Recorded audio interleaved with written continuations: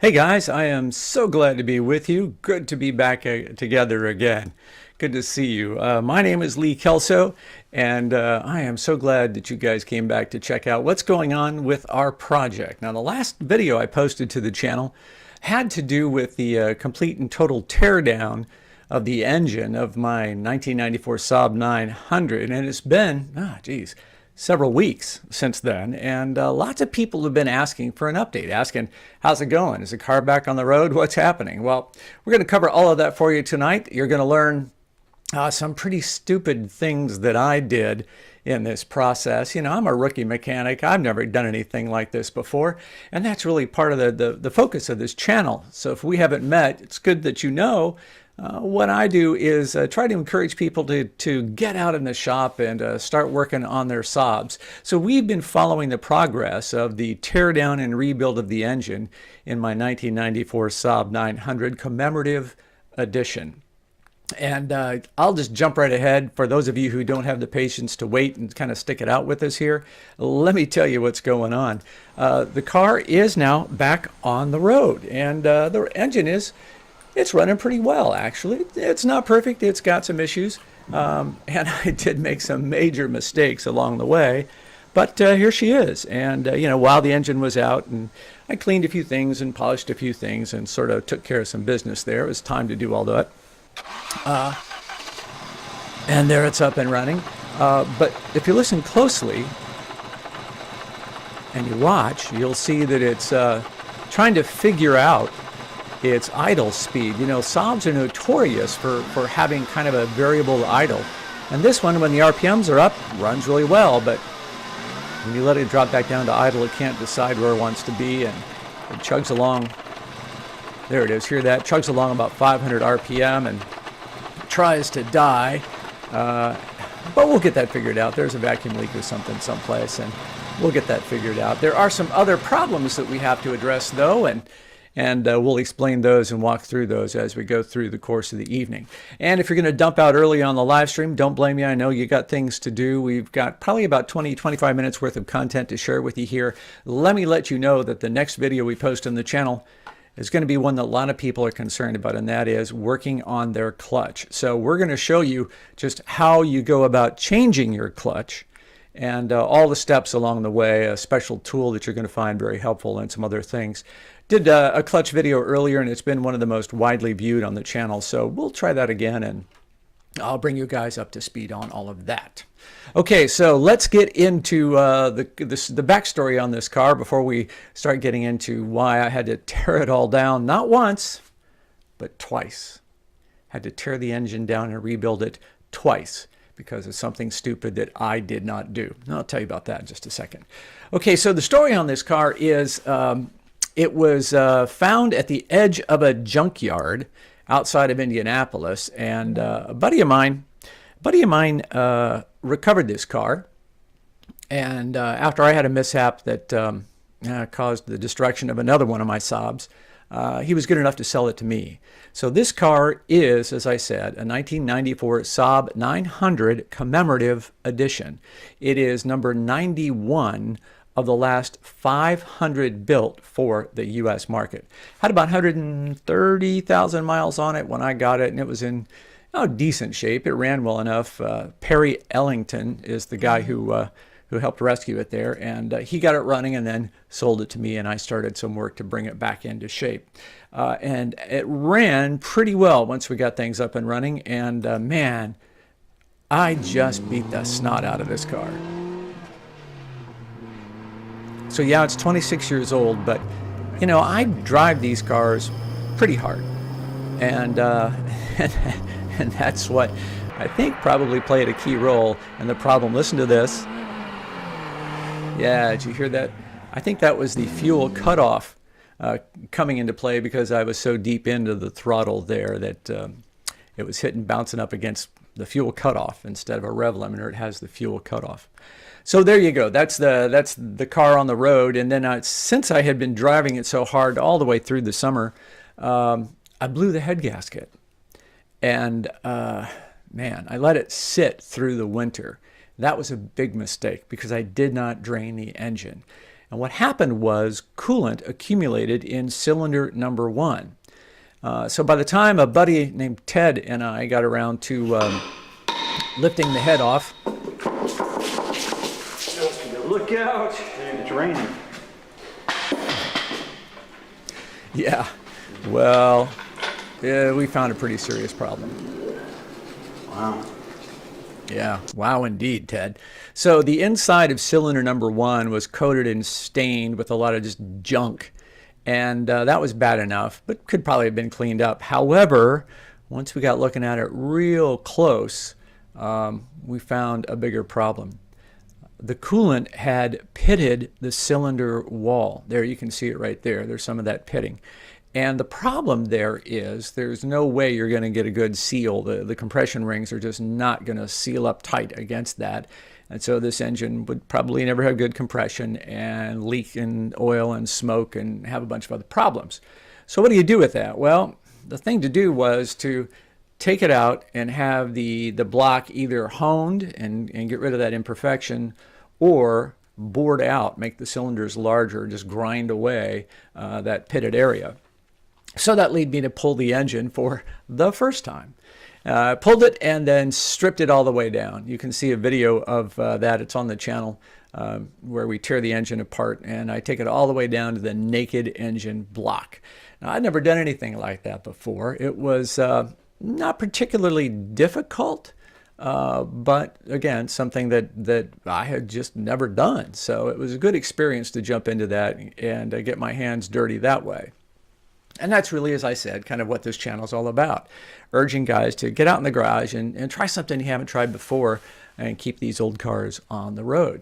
So the block goes off to an engine shop where they bored out the cylinder. They enlarged it, and that, of course, meant I had to put in different pistons.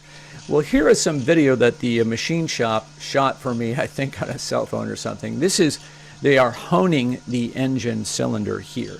So the honing process is a way to make the inside of the cylinder smooth, but not completely smooth. You want to have some friction there so the compression rings can grab and create a good seal. So there they are, honing the engine block.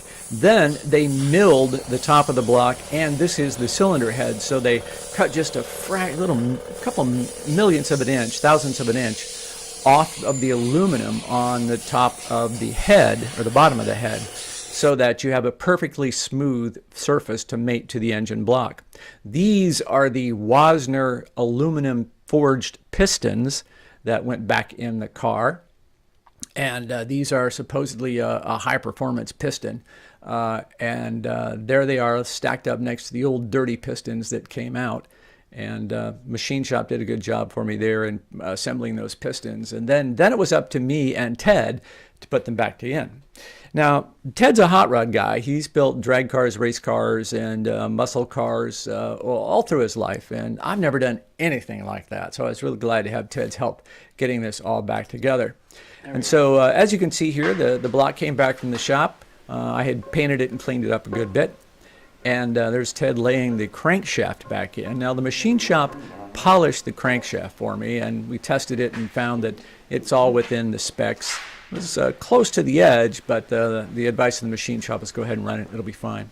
That's me putting some assembly lube on one of the bearing caps. So the bearings that came out of this car were in good shape. They showed no scoring signs of wear or anything, but I replaced them. You know, it's just a prudent thing to do. So there you are, laying the cap back on one of the pistons. And there we are, torquing down to torque spec the pistons. One more to go. One more to go. You just heard Ted say there. So with the 4-cylinder, yeah, it's not all that hard, right? So, okay, so we got it that far, and I wanted to show you this. As I said, had never done anything like this before.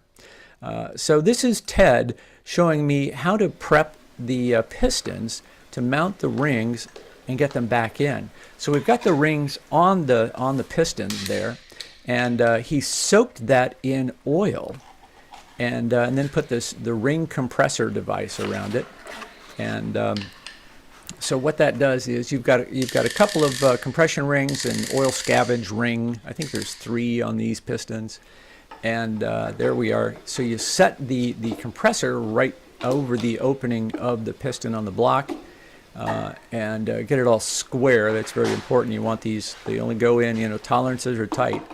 So there he is, tapping down the spring compressor, and then you gently tap the piston back into place. Looks pretty straightforward, and I guess it is. So I had to do that myself without Ted's help a little bit later, and let me explain why. So I did not know when I took the engine block into the machine shop that I also had to take along the aluminum end plate on the engine block and the timing chain cover plate. So they milled the block in between just a little bit, and then those 2 end plates stuck up above the block. Well, I didn't know you had to do that. And somebody on the Facebook 900 group tipped me off on that and said, now you did have those milled, didn't you? No, I didn't. But by that time it was too late. The engine was back together. And when I put it in the car and filled it with fluid, coolant, man, water just was running out because the head did not get a good seal to the top of the block. It was painful because there was only one choice. And that was to pull the engine a second time, tear it down a second time, and take it back to the machine shop with both of those aluminum end plates so it could all be milled flat. Now, the machine shop did that for me at no cost. They felt bad. They said they should have let me know that they were going to have a problem here, but whatever. I really appreciate them taking that up and doing that second bit of work for me at no cost.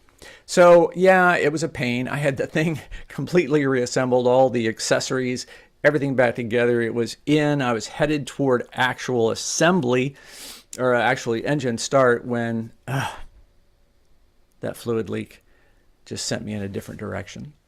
So take it out, tear it all apart again, put it back together again, and part of that process is, of course, where you mount the head back onto the block. Well, this time around, I recruited my son Steve to lend a hand here, and here we are. So put the head gasket back in. This is where it all started, right? You needed a new head gasket. So it's got a new head gasket in place, and here we are mounting the head back onto the engine block. That head's heavy, I don't know, 45 pounds, something like that, I don't know. The machine shop not only milled it, they also reseated all of the valves, changed the valve stem guides and other things. So the head, totally clean and fresh and ready to go back in. So we get the head mounted there. It's all looking good. And then you start the process of torquing it down. And, I've used the Bentley manual, the SAAB Bible, the Bentley manual. And there's a very specific procedure you go through for that. You have to torque it down, of course, to a specific value. It's a 2-stage. You torque it down this far, and then you go around a second time and torque it down, I think, to like 88 foot-pounds, I think is about right. And there's a specific sequence you're supposed to do that in, so we followed the rules on that one. Okay, so now the cylinder head is all in place and torqued down. Then what comes next is you have to set your valve timing. So this is a process by which you set the engine to top dead center. There's a mark on the flywheel that'll get that done, that guides you. And then you mount the chain gear there, the cam gear, and it's got to be tight and in place. And once you get that lined up correctly and top dead center lined up correctly, there are some marks on the actual cams that have to line up, and so what then is everything is timed together. The cams tied together with the rotation of the crankshaft, and that way you're not going to have valves hitting pistons because this is an interference engine. And so what we do is put a wrench on the crank bolt there and turn the engine over a couple of times just so you can be sure that the timing marks all line up. And they did, and so we got that all set. It's a complex. It's complex. It's a detailed procedure that Bentley tells you about pretty clearly, and if you follow the rules, follow the instructions, it's really not all that tough. That is something that I had done before when I had changed a head gasket on another engine. So that was all up and running. So we got that together, and then it was just a matter of reassembling everything, attaching all the ancillary devices, the alternator, the water pump, the power steering pump, exhaust manifold, the intake system. All of those bits and pieces go back together. And, by now, I have done this a few times, so I kind of knew my way around. It was interesting, the second time I had to pull the engine out, because everything was loose. I mean, well, it was not rusted, corroded. It had been apart once before and cleaned, right?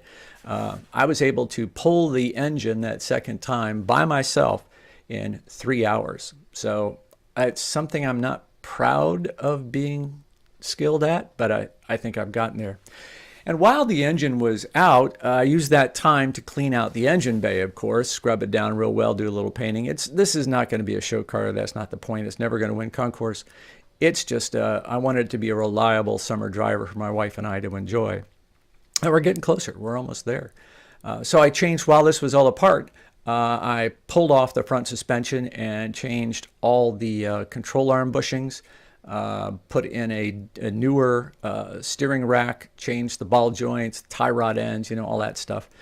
So now the front end feels nice. It's it was kind of sloppy, a little wobbly before, but now all tight, all good, and that was well worth doing. Not very difficult, and in fact, guys, I'd encourage you to get the Bentley manual and give that a go yourself. If you have a garage, some jack stands, and a few basic tools, hand tools, you can get this done. These are the suspension work particularly is something that I encourage you not to be afraid of. You can do that. You really can. So anyway, so that's all back together. Put that stuff's all back together. The engine's back in the car, and then I had a real overheating problem. Don't know what that was all about, but there was definitely exhaust leaking into the cooling system. So did I screw something up in putting the head gasket back in place? So again, guys, not proud to admit it, but I lifted the head off a second time and put in a different head gasket. Did that while it was in the car. Didn't have to pull the engine again, but that was lots more hours of work. But I learned again that, that is a job that you can do yourself. And again, you can do it with the engine in the car. It's a lot of time and some effort. But if you follow the Bentley manual, you can get that done yourself. Head gasket change on this car, not the worst thing in the world to have to do. So then new head gasket goes in, button it all down, and finally the thing starts running. So let's go back to where we started here. I'll show you the video.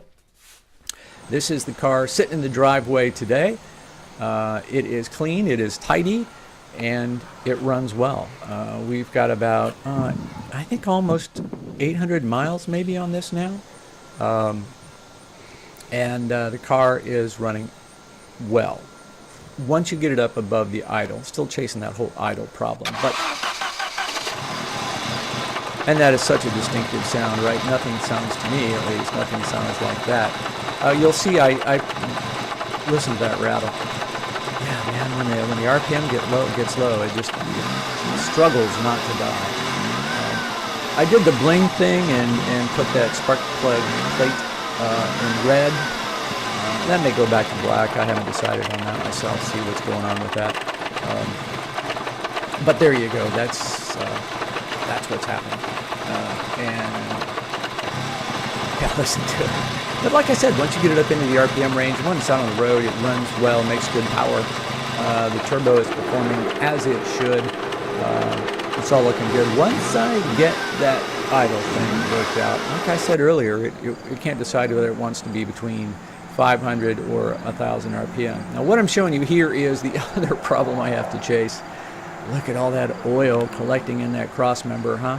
I've got an oil leak to chase. Now one of them I know specifically is dripping out of the oil return tube at the bottom of the turbocharger. And so I know exactly where that one is. And this other one, man, I don't know. But it's a pretty good engine oil leak. But I'll chase that down, figure it out. We'll get it sooner or later. I'm not too concerned about that. And so that is the story of a guy who doesn't really know what he's doing, tearing an engine apart, and with the help of some buddies, the Facebook group, and a lot of people who know more about Saabs than I do, was able to get that thing back together, and it is back on the road for us to enjoy this summer. So there you go, guys. I am watching if you got any questions, be happy to answer those for you. But I do hope that you'll drop by the channel and learn a little bit more about your car. That's one of the things that we try to do around here, is teach people what I learned through trial and error. And that's really how it goes. Get that Bentley manual out, be fearless, and just get after it and be amazed with what you can do. As I said, the next video coming up is going to be showing you just how you can put a clutch back together in these cars. And because of the way Saab designed the car, it's really easy to get to the clutch. There's some work involved, but again, nothing you can't do without simple hand tools, except for that special little spacer wire that really makes a huge difference. So in this video, we'll be showing you how it all comes apart, and the various components, and then how to put it all back together. So that'll go up on the channel here in, I don't know, a week or so. We'll get that up there for you and continue to make good progress on getting this 900 back on the road for what's left of summer. All right, thanks for dropping in today, and sure enjoyed chatting with you about the progress on the car. It seemed a more efficient way to do it than trying to putting it into one long video. Decided let's just get it done this way. Hope that was good for you as well. Thanks, guys. Look for the latest video that goes up on the channel pretty soon, and I will see you. And as I often say,